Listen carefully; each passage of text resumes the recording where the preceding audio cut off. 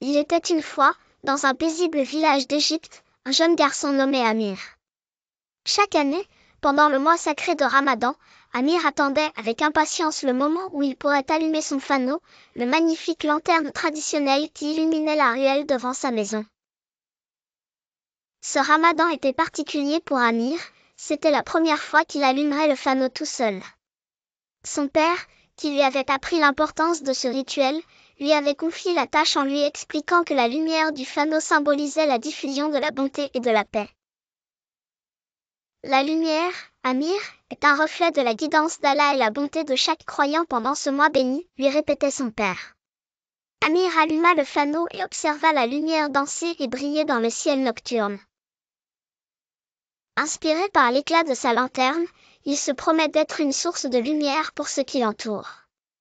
Il décida alors d'aider sa mère à préparer l'iftar, le repas pris après le jeûne quotidien, et de partager des repas avec ses voisins qui peut-être n'avaient pas autant de provisions. En marchant dans le village, Amir vit un homme âgé assis seul. Se rappelant des paroles de son père, il s'approcha et lui proposa de l'accompagner chez lui pour partager un repas et des histoires. L'homme accepta avec gratitude et bientôt, les deux devinrent amis. Amir comprit alors que la lumière qu'il partageait n'était pas seulement celle de son fanau, mais aussi celle de son cœur ouvert et généreux.